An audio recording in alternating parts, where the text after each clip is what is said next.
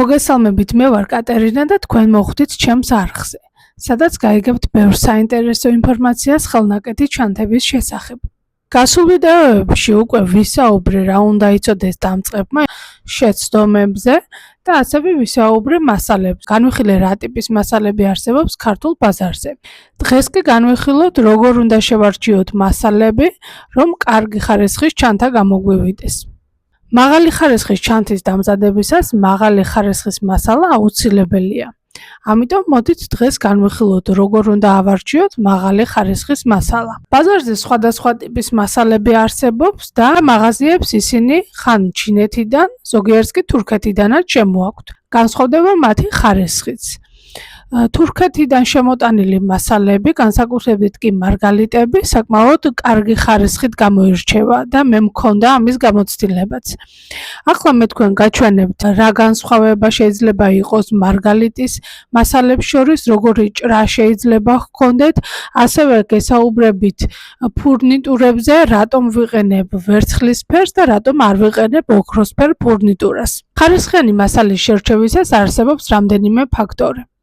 ესენია სუნი, ფაქტურა, ასევე ძივების ჭრილი და მათი ფერი. როცა აკრილის მასალების შეძენას გადაწყვეტთ, დააკვირდით, რომ ძივებს არ ჰქონდეთ პლასტმასის სუნი. ეს ნიშნავს, რომ ძივები არ არის ხარისხიანი და პლასტმასის სუნი შემდეგ ჩანთასაც ექნება და ეს საშინელი სუნი ჩანთიდან არაფრით არ გავა. მე მქონდა შემთხვევა, როცა შევიძინე ძალიან ლამაზი, ბრჭყვიალა მასალა, მაგრამ სახში რომ მოვიტანე და შეფუთვა გავხსენი, მასალას ჰქონდა საშინელი სუნი.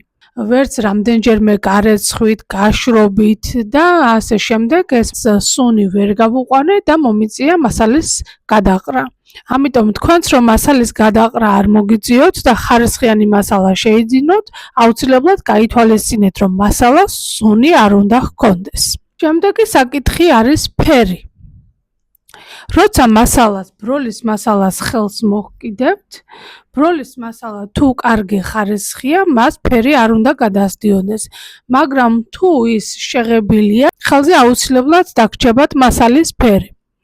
თუ მასალას ფერი გადაასდის, შესაბამისად ჩანთაც ცუდი გამოვა და ამიტომ მსგავსი ტიპის მასალები არ შეიძინოთ. მოდი გადავიდეთ მარგალიტზეც. მარგალიტის თვლებში მნიშვნელოვანია გაითვალისწინოთ მარგალიტის ზედაპირი და ასევე ის ჭრა, რომელიც მარგალიტის მძივებს აქვთ. გაჩვენებთ იმ დაზიანებებს, რომელიც შეიძლება მარგალიტის თვლებში ნახოთ. შეფუთვაში დააკვირდით, როგორი მარგალიტი იქნება. თუ ასეთი ტიპის დაზიანებები აქვს თვალს, მაშინ ის შეფუთვა არ გამოგადგებათ.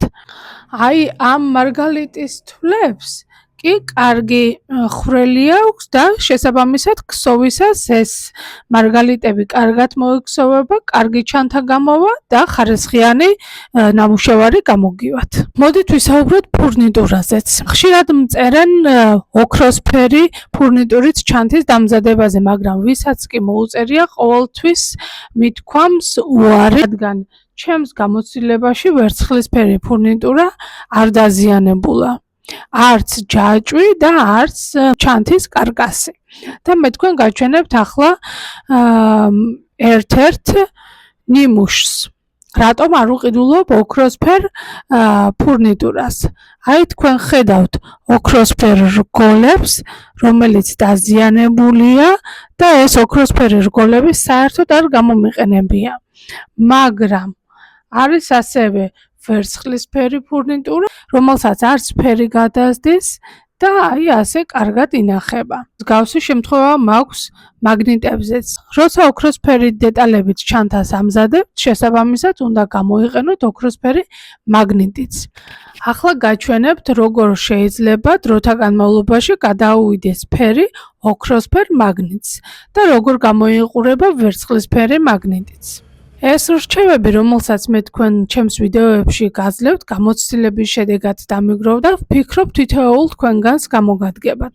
ამ ვიდეოში ძალიან დიდი მადლობა მინდა გადაგიხადოთ თქვენი შეტყობინებებისთვის. თქვენი ერთი კომენტარიც კი ჩემთვის ძალიან მნიშვნელოვანია. მედი მაქვს ეს ვიდეო თქვენთვის სასარგებლო ინფორმაციის შემცველი იყო, გამოიწერეთ ჩემი არხი, მე კი მომავალ ორ შაბათს ახალი საინტერესო ვიდეოთი დაგიბრუნდებით.